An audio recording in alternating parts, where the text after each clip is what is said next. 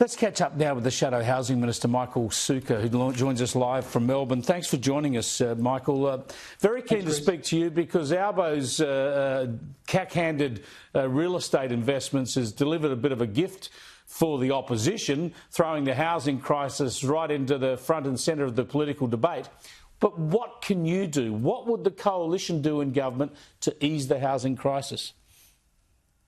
Well, thanks, Chris. Anthony Albanese is out of his depth, and I think people would be less concerned about his own property purchases if he hadn't so badly managed our housing system in Australia. On every single measure, Chris, housing on his watch has drastically gone backwards, whether it's the number of first home buyers at record lows, whether it's the number of homes being built, the number of approvals, and we've got record low approvals, which sadly means if we're in a housing crisis now, it's due to get worse because those are the approvals of homes to be built in the next 12 to 18 months.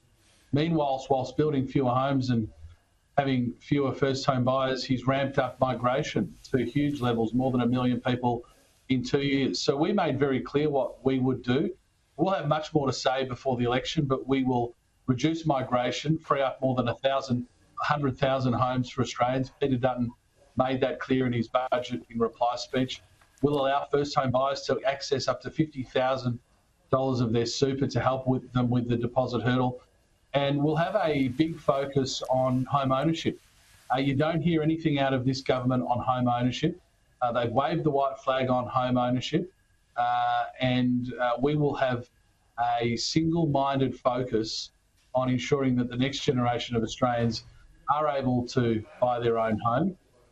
And I can assure you we will have a suite of serious policy to deliver. And the truth is, we haven't seen that for 2.5 years from this government, so there'll be a fair bit to catch up on.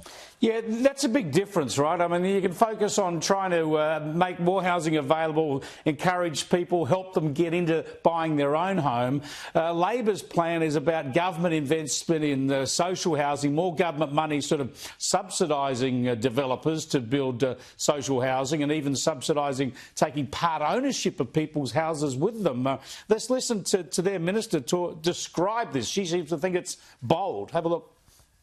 This man leads an Australian government that is more bold and ambitious on addressing the housing needs of Australians than we've had in many decades. My focus is on the housing needs of ordinary people out there and our incredibly bold and ambitious plan to get those housing needs addressed. Our government is the most bold and ambitious that we've had on housing for a generation. Bold and ambitious, in case you missed it. Now, when I hear governments talking about bold and ambitious plans with taxpayers' money, I get very worried. What I'm really interested in is this policy you've alluded to. You took it late to the last election. I think Australians are willing to hear much more about this, and that is the idea of getting access to their super. They're forced to make super contributions. It's compulsory saving. Why shouldn't all people be allowed to access a certain portion of that, whether it's 50%, 25%, whatever, to help them get into the market? It's their money.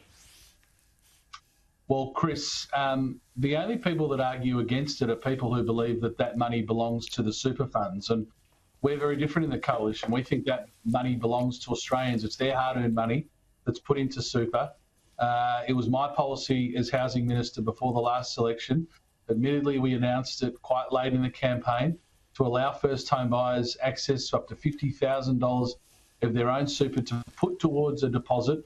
We know the deposit hurdle is one of the biggest barriers to home ownership in this country. And you don't need to be a Rhodes Scholar to work out that once you make your 11.5% mandatory superannuation contributions, you pay your tax, you pay your HECS, you pay your rent, there's very little left over to save for a deposit. So providing Australians with that access is important.